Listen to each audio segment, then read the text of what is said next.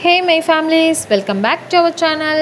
இன்றைக்கி என்ன விலாக் அப்படின்னு பார்த்துட்டிங்கன்னா, வீரபாண்டி கௌமாரியம்மன் கோவில் திருவிழாவோட டே 2ஓட விலாக் தான் இது. இன்றைக்கி வந்து பார்த்திங்கன்னா எங்கள் வீட்டுக்காரோட ஃப்ரெண்டு வந்து விசேஷம் வச்சுருக்காங்க. ஸோ அதனால் வந்து பார்த்துட்டிங்கன்னா இன்றைக்கி காலையில் எந்திரிச்சதுமே டீ மட்டும் சாப்பிட்டுட்டு கடகடன்னு கோயிலுக்கு கிளம்பியாச்சு. ஸோ நான் வந்து பார்த்திங்கன்னா இந்த சாரீ தான் வேர் பண்ணியிருந்தேன். இந்த சாரீ எப்படி இருக்குன்னு சொல்லிட்டு கமெண்ட்ஸில் சொல்லிட்டு போங்க. அதுக்கப்புறம் வந்து பார்த்திங்கன்னா நம்ம சப்ஸ்கிரைபர் எல்லாருமே வந்து பார்த்துட்டிங்கன்னா திருவிழா விலாக் போடுங்க சிஸ்டர் அந்த மாதிரி கேட்டிருந்தீங்க. ஸோ இது வந்து பார்த்திங்கன்னா மார்னிங் தான் போகிறோம். ஸோ திருவிழா வந்து நான் கொஞ்சம் தான் வீடியோ எடுத்திருக்கேன். ஸோ அதை மட்டும்தான் நான் அப்லோட் பண்ணியிருக்கேன். ஸோ இந்த வீடியோ பிடிச்சிருந்துச்சின்னா மறக்காமல் வீடியோவை லைக் பண்ணிவிட்டு சேனலை சப்ஸ்கிரைப் பண்ணிவிட்டு பாருங்கள் கைஸ்.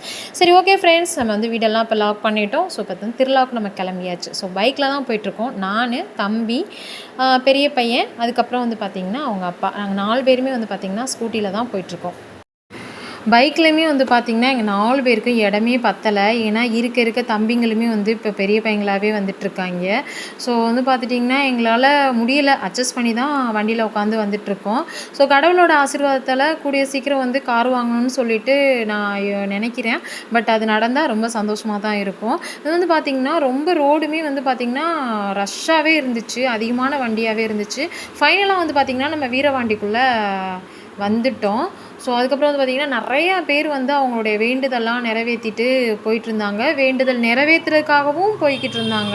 அதுக்கப்புறம் வந்து பார்த்திங்கன்னா நிறையா பேர் கிடா வெட்டு ஃபங்க்ஷனுக்காக அங்கனங்கன்னா சுத்தம் பண்ணி வச்சுருந்தாங்க. தென்னந்தோப்பு இதெல்லாமே சுத்தம் பண்ணி வச்சு அங்கேயே சமைச்சு அவங்க கெஸ்ட்டுஸ்க்கெலாம் வந்து பார்த்திங்கன்னா சாப்பாடு போட்டுட்ருப்பாங்க.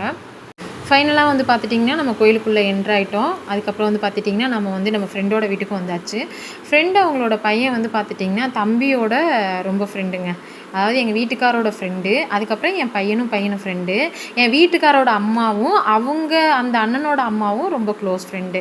இவங்க வந்து பார்த்துக்கிட்டிங்கன்னா ஒரு 3 தலைமுறையாக வந்து இந்த நட்பு வந்து தொடர்ந்துக்கிட்டே வந்துட்டுருக்கு பார்த்துக்கோங்க.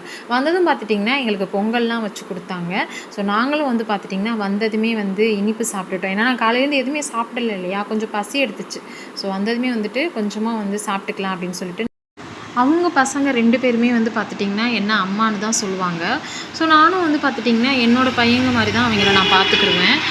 பெரிய பையன் வந்து பார்த்திங்கன்னா எப்பயுமே நம்ம வீட்டில் தான் இருப்பான். சின்ன பையன் வந்து பார்த்துட்டிங்கன்னா அவங்க அம்மா கிட்ட தான் இருப்பான். ஆனால் நான் போயிட்டேன் அப்படின்னா என்னை விட்டு எங்கேயுமே போக மாட்டான், என் கூடவே தான் இருப்பான். இவங்க 4 பேரும் தான்.